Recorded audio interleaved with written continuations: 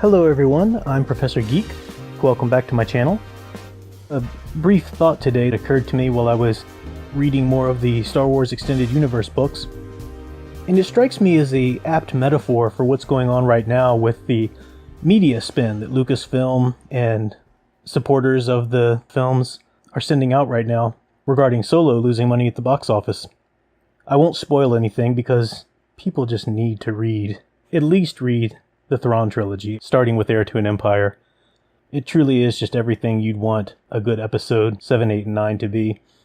If you don't have the time to read, grab the audiobooks. I listened to the first one on Audible, and the reader they have does an amazing job with the cast voices, and they have sound effects. It's just like listening to the movie. It's a great experience, especially if you are not satisfied with the direction Rian Johnson and Kathleen Kennedy took the films, and you're longing for a good Star Wars experience. But in the books, and this is just a general principle, it's not a spoiler, I won't give the details, Admiral Thrawn is leading the Empire, and he's very careful not to antagonize the Smugglers. The Empire is at war with the Rebellion, or the New Republic, and that's the central conflict. The Smugglers are still caught in between. They work for both sides, they're just out to make money, for the most part.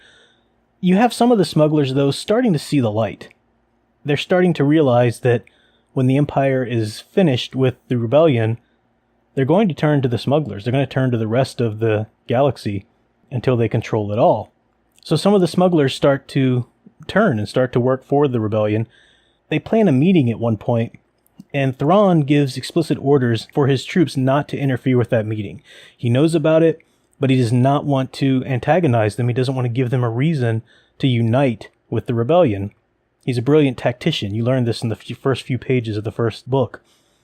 Something happens, I won't give away the details, but something happens where a rogue unit does attack the meeting, and the Smugglers immediately mobilize. They unite with the Rebellion for a time there. And I won't give all the way the details of what happens next and whatnot, but just that there is enough to draw a parallel.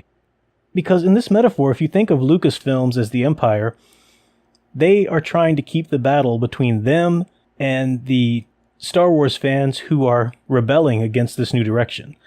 The ones boycotting Solo, the ones staying home, the ones making a lot of noise about it.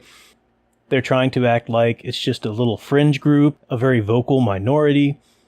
They don't represent the movie-going public.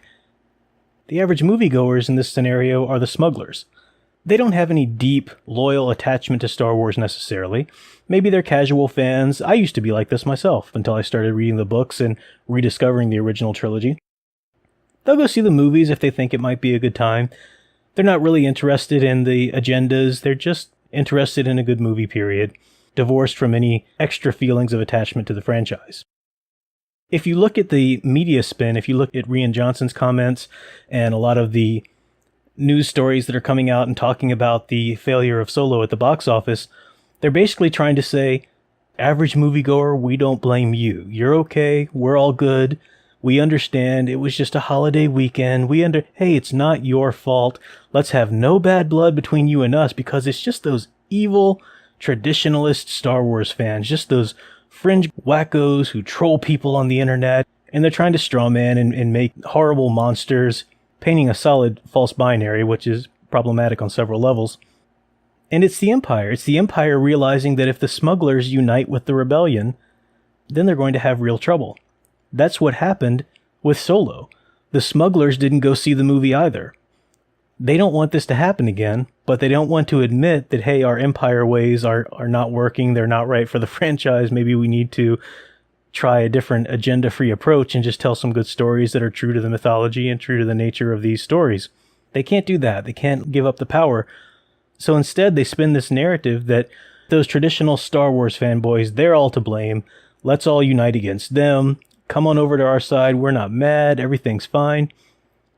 The problem with this approach, and I think this is a good lesson to draw from this, is that many of the Smugglers realize, in spite of Thrawn's attempts to make nice with the Smugglers and to not hold them accountable and to keep them on good terms, they still realize that the way in which the Empire treats the Rebellion, the animosity and the vehement way in which they go after the Rebellion, that's the true nature of the Empire. It doesn't matter if it's not directed at them.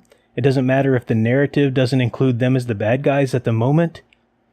That's the true nature of the Empire, and they realize that, and they jump on board with the rebellion anyway. And I truly believe that all of the attacks and all of the ways we're seeing the media try to spin the failure of Solo, that's going to backfire. If your average moviegoer wasn't interested in seeing a standalone Solo film, why would they be interested in seeing an episode 9, which is the third part of a disjointed trilogy that they may or may not have caught? And if they do try to go back and catch up, they're most likely going to be confused or gain a bad taste in their mouths from The Last Jedi anyway. So it's just a thought that occurred to me, reading and thinking about the books.